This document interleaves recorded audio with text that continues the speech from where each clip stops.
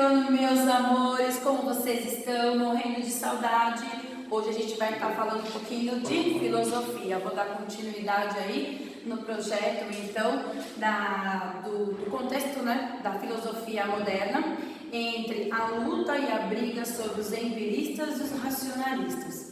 Então, na aula passada, a gente conversou sobre Galileu Galilei, sobre o Bacon, sobre o processo de observação empírico, dedutivo e indutivo, onde, a partir de uma análise de observação da natureza, eles chegaram à conclusão deles empírica do processo dos fenômenos, como esses fenômenos acontecem na natureza, certo? Ok. Como agora a grande briga da Idade Moderna é separar racionalistas e empiristas, a gente vai chegar então, hoje, nesse momento da filosofia, no nosso precursor principal racionalista, que é o Descartes. Né? Então hoje a gente vai falar um pouquinho dele, que é a sequência da apostila de vocês de filosofia, que dá uma ênfase aqui nesse contexto cartesiano, tudo bem? Então algumas coisas a gente vai aqui fazer uma analogia e vai se organizar para entender como esse cara pensa e como nós vivemos hoje se entra dentro do contexto do raciocínio dele. Então vamos entender aqui o coração cartesiano, beleza? Então vamos lá. Lembrando que depois dessas videoaulas vão estar disponíveis lá no site da escola. Os roteiros também de exercícios estão todos ligados diretamente com o método cartesiano de filosofia. E também qualquer dúvida a gente está à disposição aí nos e-mails, Hangout e todas as ferramentas que a escola está disponibilizando. Então vamos lá. René Descartes, né? Ele nasceu em 1596, morreu em 1650 e ele trabalha sobre a dúvida metódica e o cogito. Então, a dúvida metódica é a metodologia cartesiana. Tá? Então, ele estabelece uma obra chamada Um Método e ele vai desenvolver um método que chegue mais perto da verdade, do conhecimento da verdade. Então, Descartes afirma que para conhecer a verdade é preciso, de início, colocar todos os nossos conhecimentos em dúvida. É questionar tudo e analisar criteriosamente se existe algo na realidade de que possamos ter plena certeza. Então, o primeiro ponto da metodologia cartesiana é colocar tudo em dúvida, tudo que você conhece como verdade, que foi ensinado até os dias de hoje para você. Fazendo uma aplicação metódica da dúvida, o filósofo é considerado como incerteza todas as percepções sensoriais, ou seja, ele não confia nos 5 sentidos do homem. Ele acredita que os 5 sentidos do homem, né, têm falhas. Nós somos enganados por eles, então a gente não pode confiar no projeto empírico. Pelo fato de ter falhas, precisa criteriosamente traçar uma metodologia que não confie somente nos 5 sentidos. Todas as noções adquiridas sobre os objetos materiais e prosseguiu assim, colocando cada vez mais em dúvida a existência de tudo que constitui a realidade e o próprio conteúdo dos pensamentos. Então ele começa a chegar à conclusão da dúvida dele, que até os nossos próprios pensamentos não são verdadeiros, tem que ser questionados. Aqui eu coloquei para vocês, então, como que funciona o método cartesiano, tudo bem? Então vamos lá, regras para a orientação do espírito. Qual a primeira coisa que eu devo fazer dentro do método cartesiano? Vamos lá, questionar a razão humana. Se somos todos racionais, nós temos bom senso, certo? Nós racionalizamos o conhecimento, então a gente tem o poder de fazer o quê? De julgamento. Tá? Uma pessoa que não consegue fazer julgamento do que é certo e do que é errado, para esses filósofos é uma pessoa que é irracional. Por que existe tantos erros no homem se nós somos capazes de ter bom senso e julgamento? Buscar um método simples, ele vai traçar um método simples para tentar justamente conduzir esse saber, esse conhecimento, essa totalidade da verdade, embasada no racionalismo humano. E posso duvidar de tudo menos da própria dúvida, essa é a questão principal dele. Eu vou duvidar de tudo e de todos menos da minha dúvida, porque para racionalizar e ter julgamentos eu preciso das dúvidas. E ele vai linkar para a gente aqui um movimento chamado movimento do funil. É o funil da dúvida. Então você tem aqui um processo que é um processo dedutivo. Eu tenho lá um problema, esse problema é grande, e a partir dos processos metodológicos cartesianos, eu tenho que afunilar esse conhecimento para obter uma resposta aqui desse processo dedutivo. Por isso que a gente fala funil da dúvida. Então vamos lá, o coração aqui do método cartesiano. Como que ele vai proceder? Lembrando que isso tem na apostila que vocês devem grifar lá é esse processo metodológico cartesiano. Em sua obra Discurso do Método, descreve os passos do seu método. Primeiro, não acreditar em nada enquanto possa se duvidar. Segundo, divisão das partes, dificuldades em quantas possíveis e necessárias. Por isso que é o processo dedutivo metodológico, tá? Ou seja, primeiro eu pego lá um projeto, né? Ou eu levanto uma hipótese, pego essa hipótese, duvido dela. Primeiro eu vou duvidar, será que é verdade? Depois que eu duvidar, eu vou dividir todo aquele fenômeno de observação em partes daquilo que está sendo estudado. Terceiro, conduzir por ordem dos mais simples aos mais complexos dos pensamentos, supondo uma ordem de onde não há ordem. Então, assim, não tem uma ordem especificada, mas é necessário que eu fragmente esse conhecimento para entender ele das partes para o todo, do todo para as partes. E aí ele usa o método dedutivo e o método indutivo.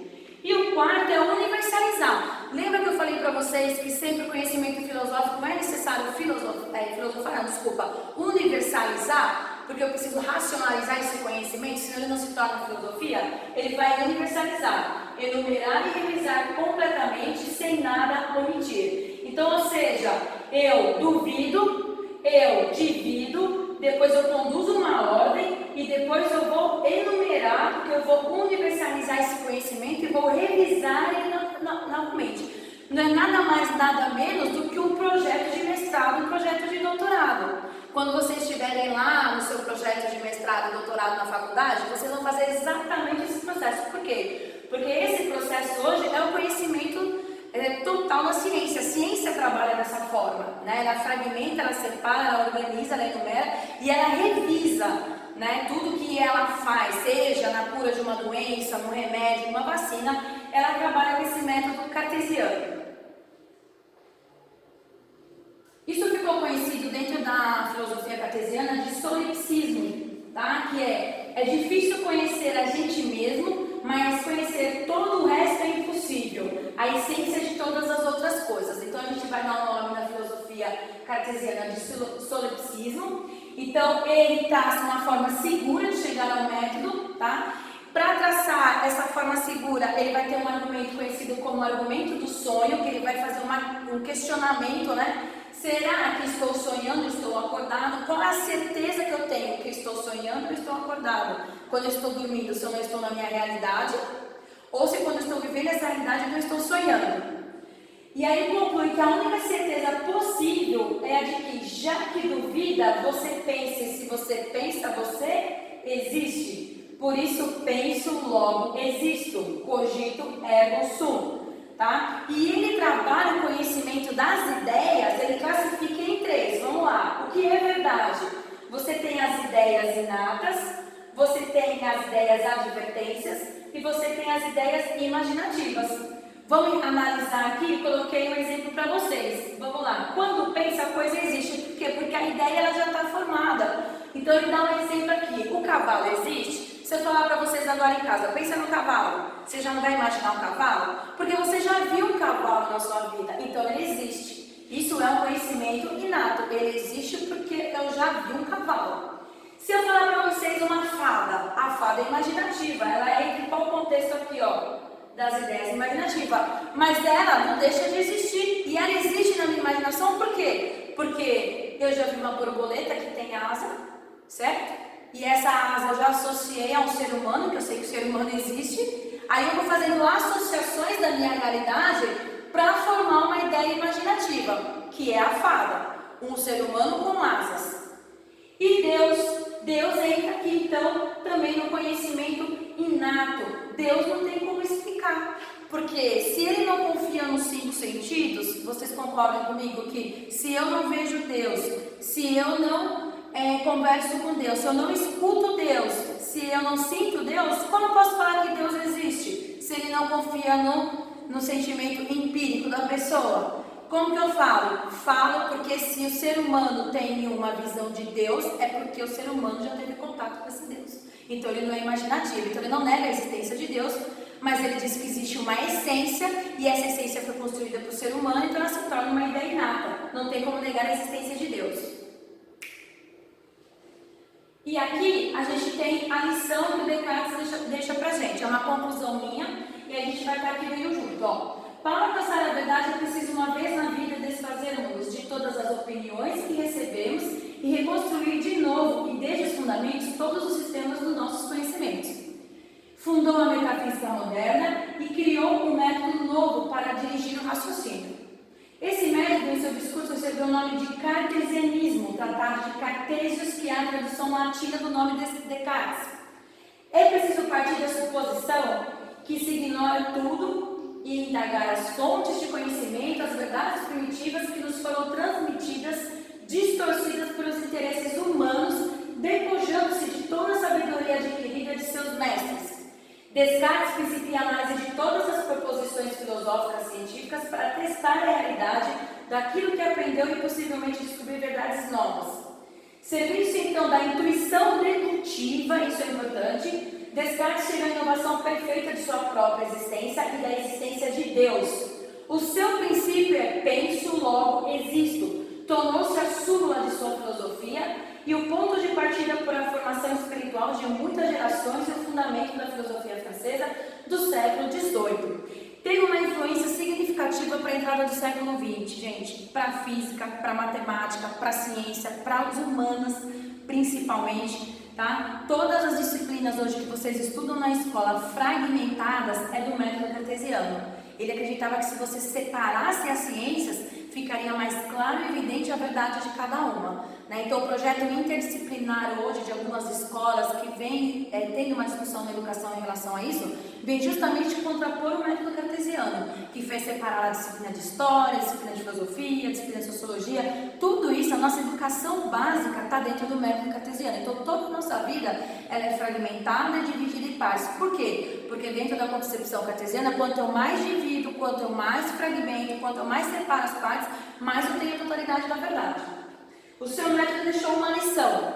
Um homem deve pesquisar sempre novas verdades e dissecar mesmo aquelas tradicionalmente aceitas, para descobrir novas aplicações delas, ou quando não para exercitar a sua inteligência com a liberdade de raciocinar por si mesmo, que é o grande dom do espírito cartesiano.